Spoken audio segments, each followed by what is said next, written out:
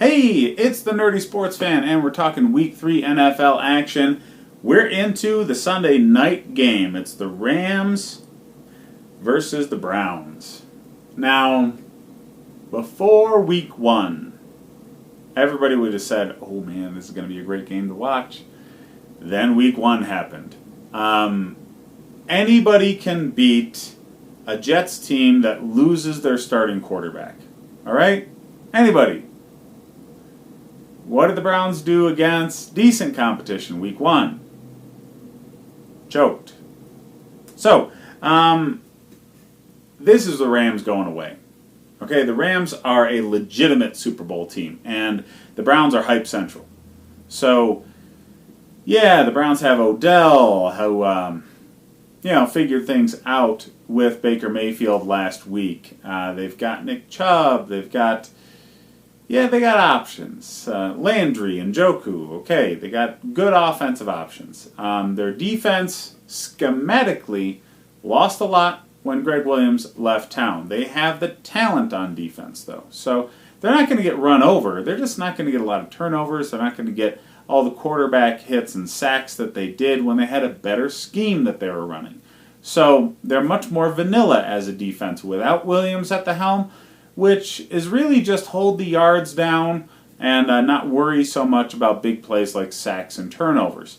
So the Rams' offensive players are going to be devalued a little bit because of that sort of dynamic coming from Cleveland's defense. I just think that the Rams' defense is much more on the big play and quarterback hit variety, and I think they match up well against the Browns' offense. They're used to this stage. They're used to the big stage and the big game against the offensive powerhouse team and finding a way to stop it. They still have Wade Phillips, one of the best defensive minds in the league, calling a defense that has Aaron Donald on it. So, yeah, if anybody's going to match up well against a really deep offensive team like Cleveland, it's the Rams. And the Browns don't have that same thing going for them, okay? The Rams are a very deep offensive team, okay? With Cooks and Kupp, Jared Goff, and you've got Todd Gurley coming out of the backfield. What the heck are the Browns going to do, okay? So, Vegas has the Rams as a 3-point favorite. I say they win by a touchdown at least. At least. Probably more like 10. They're just ready for this stage. Whereas Cleveland, we're not really sure if they are. So I think that experience, that leadership quality that you have with the Rams, that you're questioning still from the Browns, is enough to keep things on the right track the entire game, not lose focus, and put the nail in the coffin when it needs to be. I have them winning by somewhere between 7 and 10 points in this game. Fantasy football-wise, I see the best wide receiver on the Rams side of things to be Cooper Kupp.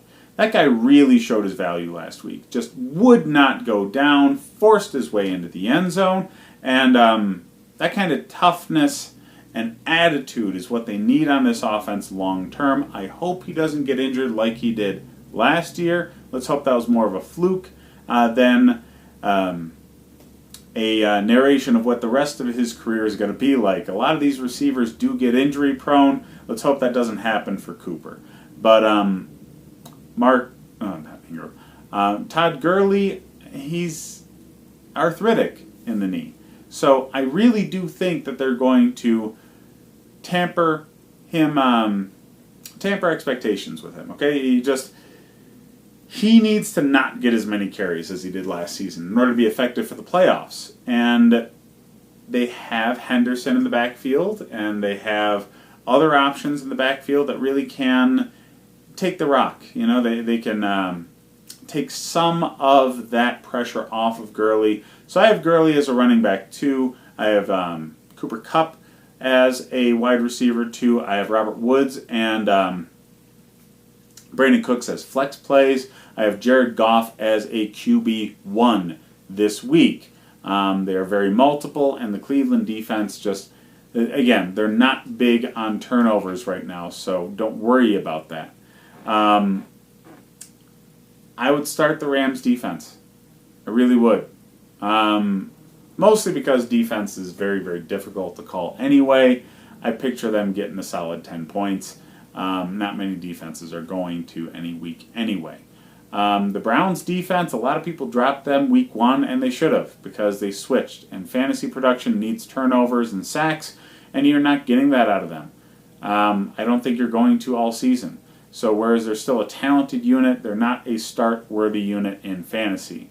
Betting line, again, I'm betting the Rams because they're going to win by more than 3 points. They just are. Cleveland's not ready for this stage just yet.